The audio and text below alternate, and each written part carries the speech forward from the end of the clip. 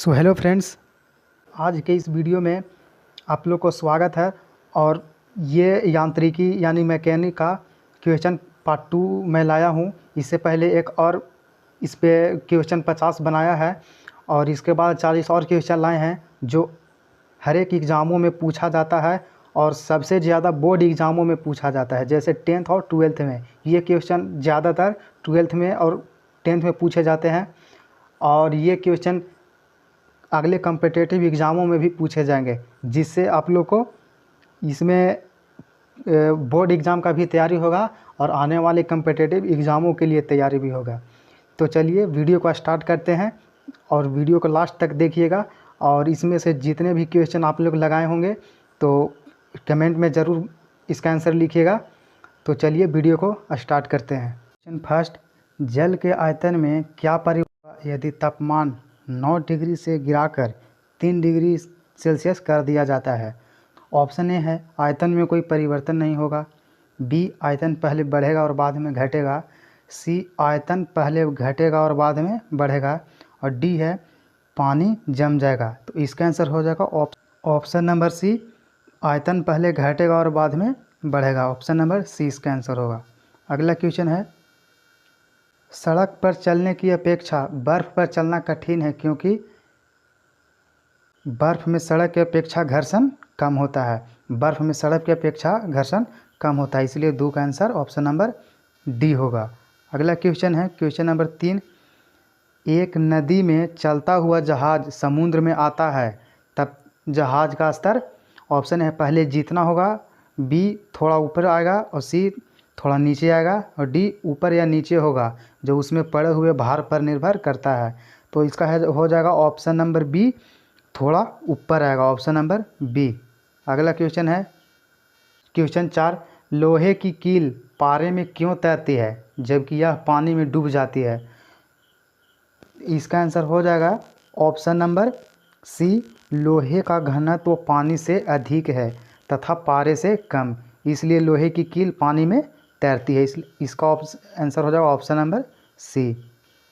अगला क्वेश्चन है, जब एक ठोस पिंड को पानी में डुबोया जाता है तो उसके भार में ह्रास होता है, यह ह्रास कितना होगा।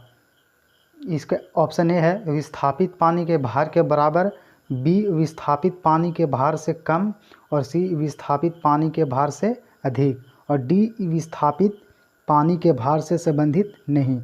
तो इसका आंसर हो जाएगा ऑप्शन नंबर ए, विस्थापित पानी के भार के बराबर होगा। अगला क्वेश्चन है, बर्फ पानी में तैरती है परंतु अल्कोहल डूब जाती है क्यों।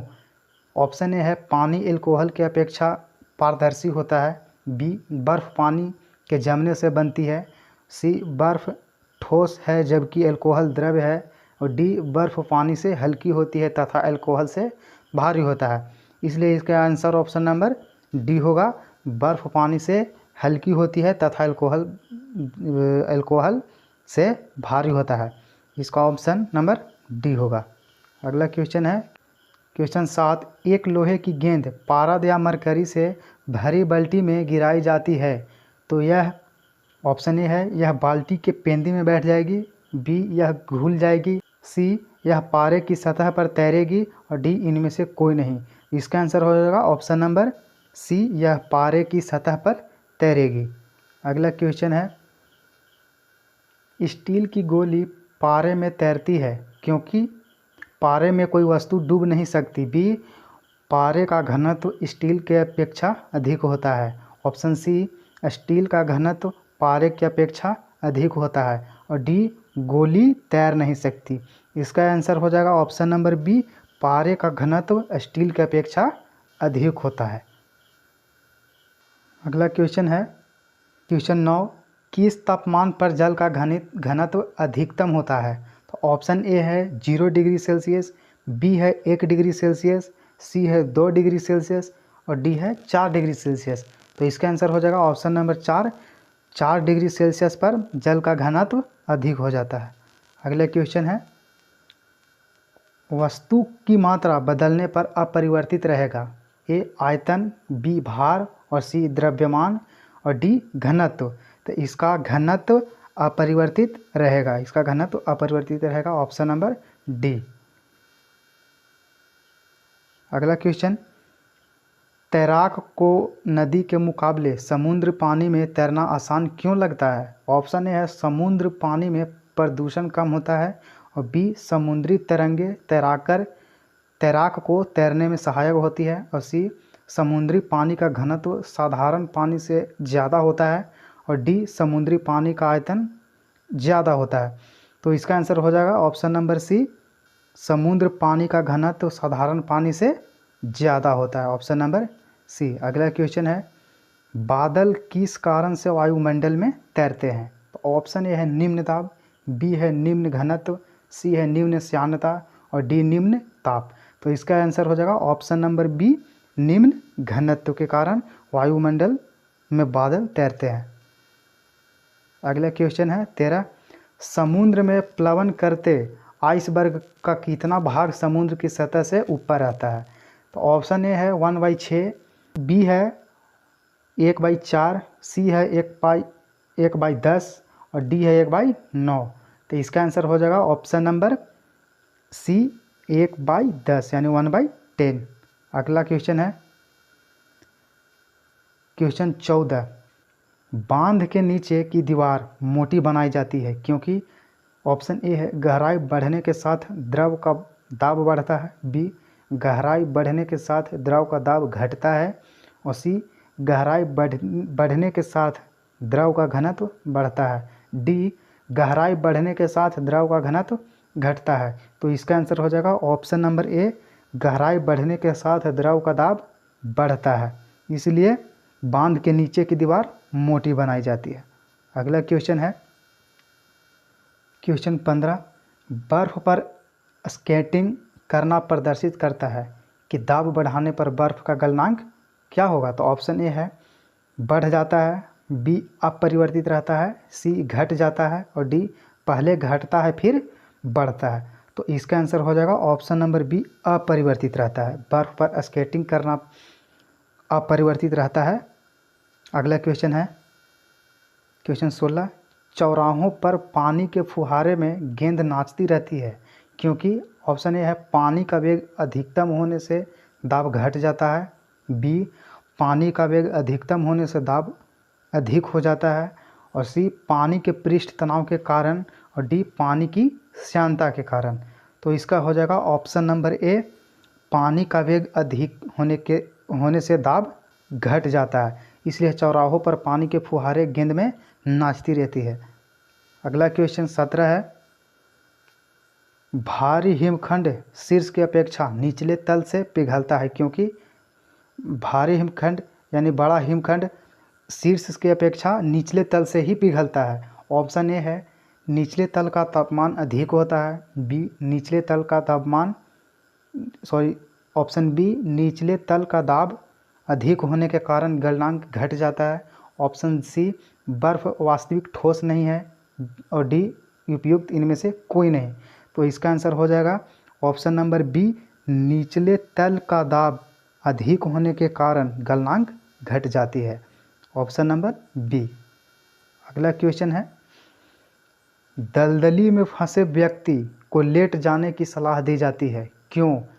दलदली में फंसे व्यक्ति को लेटने की सलाह क्यों दी जाती है? ऑप्शन ए है क्षेत्रफल अधिक होने से दाब कम हो जाता है, और बी क्षेत्रफल अधिक होने से दाब अधिक हो जाता है, और सी दाब व क्षेत्रफल में कोई संबंध नहीं है, और डी इनमें से सभी। तो इसका आंसर हो जाएगा ऑप्शन नंबर ए, क्षेत्रफल अधिक होने से दाब कम जाता है, इसका आंसर हो जाएगा option number A. Question number 19, बर्फ़ के दो टुकड़ों को आपस में दबाने पर टुकड़े आपस में चिपक जाते हैं क्योंकि? ऑप्शन ए है दाब अधिक होने से बर्फ़ का गलनांक घट जाता है, बी दाब अधिक होने से बर्फ़ का गलनांक बढ़ जाता है, और सी दाब अधिक होने से बर्फ़ का गलनांक पहले घटता है फिर बढ़ता है, डी दाब व गलनांक में कोई संबंध नहीं है। तो इसका आंसर हो जाएगा ऑप्शन नंबर ए, दाब अधिक होने से बर्फ़ का गलनांक घटता है, इसलिए बर्फ़ के दो टुकड़े आपस में दबाने पर टुकड़े आपस में चिपक जाते हैं। अगला क्वेश्चन है क्वेश्चन नंबर 20।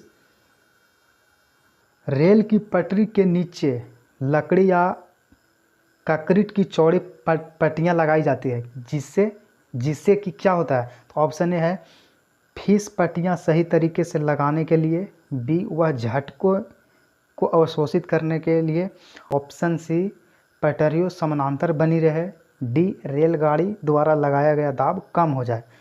तो इसका आंसर हो जाएगा ऑप्शन नंबर डी, रेलगाड़ी द्वारा लगाया गया दाब कम हो जाए, इसलिए रेल के पटरी पर नीचे कंक्रीट लगाई जाती है।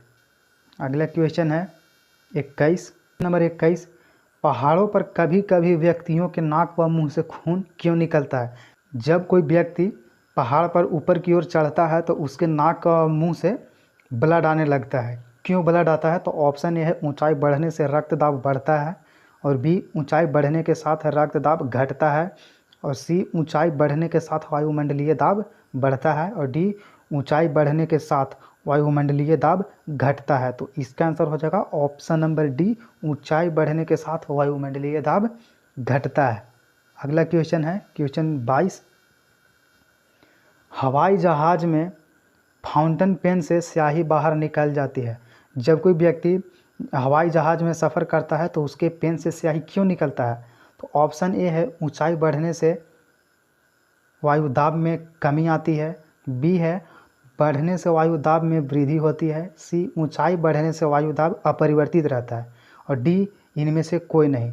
तो इसका आंसर हो जाएगा ऑप्शन नंबर ए, ऊंचाई बढ़ने से वायु दाब में कमी आती है, इसलिए फाउंटेन पेन से स्याही बाहर निकल जाती है। अगला क्वेश्चन 23। यदि पृथ्वी का द्रव्यमान वही रहे और त्रिज्या 1% कम हो जाए, तब पृथ्वी के तल पर जी का मान कितना हो जाएगा, कितना परसेंट बढ़ जाएगा या घट जाएगा। तो ऑप्शन ए है 0.5% बढ़ जाएगा, और बी 0.5% कम हो जाएगा, सी 2% बढ़ जाएगा, और ऑप्शन डी 2% कम हो जाएगा। तो इसका आंसर हो जाएगा ऑप्शन नंबर सी, 2% बढ़ जाएगा। अगला क्वेश्चन है क्वेश्चन नंबर 24। ऊंचाई की जगहों पर पानी 100 डिग्री सेल्सियस के नीचे के तापमान पर क्यों उबलता है। ऊंचाई के जगहों पर जब कोई व्यक्ति किसी ऊंच जगह पर पानी को गर्म करता है तो 100 डिग्री सेल्सियस से पहले ही पानी उबलने लगता है। क्यों उबलता है। ऑप्शन ए है क्योंकि वायुमंडलीय दाब कम हो जाता है, अतः उबलने का बिंदु नीचे आ जाता है। ऑप्शन बी क्योंकि गुरुत्वाकर्षण कम होता है, सी पर्वतों पर भारी हवाओं के कारण, और डी उपयुक्त इनमें से कोई नहीं। तो ऑप्शन ए इसका आंसर होगा क्योंकि वायुमंडलीय दाब कम हो जाता है, अतः उबलने का बिंदु नीचे आ जाती है, इसलिए 100 डिग्री सेल्सियस से नीचे ताप पर ही पानी उबलने लगता है। अगला क्वेश्चन है 25। साबुन के बुलबुले के अंदर का दाब क्या होता है। तो ऑप्शन ए है वायुमंडलीय दाब से अधिक होता है, बी वायुमंडलीय दाब से कम होता है, और सी वायुमंडलीय दाब के बराबर होता है, और डी वायुमंडलीय दाब का आधा होता है। तो इसका आंसर हो जाएगा ऑप्शन नंबर ए, वायुमंडलीय दाब से अधिक होता है। इसका आंसर हो जाएगा ऑप्शन नंबर ए 25 का। अगला क्वेश्चन है 26। हम दलदली सड़कों पर क्यों फिसलते हैं। हम दलदली सड़कों पर क्यों फिसलते हैं। ऑप्शन ए है गुरुत्वाकर्षण बल के कारण, और बी घर्षण की कमी के कारण, सी अपेक्षिक वेग के कारण, और डी घर्षण के अधिकता के कारण। तो इसका आंसर हो जाएगा घर्षण के कमी के कारण हम सड़कों पर या दलदली पर फिसल जाते हैं, क्योंकि वहाँ घर्षण कम होती है। इसका ऑप्शन नंबर बी होगा। अगला क्वेश्चन है जब बैरोमीटर का पारा अचानक गिर जाए तो यह किस बात का घोतक यानी किस बात का संकेत करती है। ऑप्शन ए है गर्म मौसम, बी शुष्क मौसम, सी आंधी या झंझावात की संभावना, और डी सर्द मौसम। तो इसका आंसर हो जाएगा ऑप्शन नंबर सी, आंधी या झंझावात की संभावना। इसकी आंधी या झंझावात की संभावना होती है जब बैरोमीटर का पारा अचानक गिर जाए, आंधी या झंझावात।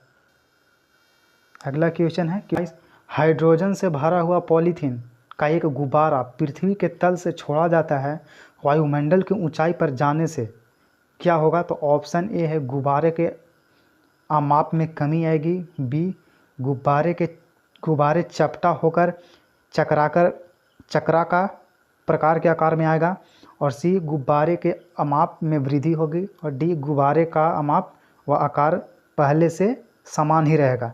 तो इसका आंसर हो जाएगा ऑप्शन नंबर सी, गुब्बारे के अमाप में वृद्धि होगी, ऑप्शन नंबर सी। अगला क्वेश्चन है क्वेश्चन 29, समतल की अपेक्षा पर्वतों पर सांस लेना क्यों कठिन होता है? धरती की अपेक्षा यानी जब कोई व्यक्ति समतल जगह छोड़कर किसी पर्वत पर चढ़ता है तो उसे सांस लेने में कठिन यानी तकलीफ़ क्यों होती है? तो ऑप्शन ए है ऊंचाई के बढ़ने पर वायुदाब घट जाता है और ऑक्सीजन की आवश्यकता बढ़ जाती है। ऑप्शन बी, पर्वतीय वायु भारी होती है और फेफड़ों में भरी नहीं जा सकती। ऑप्शन सी, पर्वतीय वायु अशुद्ध होती है इसलिए हम लोग नहीं ले पाते, और इनमें से सभी। तो इसका आंसर हो जाएगा ऑप्शन नंबर ए, ऊंचाई के बढ़ने पर वायु दाब घट जाता है और ऑक्सीजन की आवश्यकता बढ़ जाती है, इसके कारण पर्वतों पर सांस लेना कठिन हो जाता है। अगला क्वेश्चन है 30, उड़ान से पहले जहाज दौड़ मार्ग पर दौड़ाया जाता है क्यों? जब कोई हवाई जहाज़ उड़ान भरने से पहले रनिंग करती है क्यों करता है?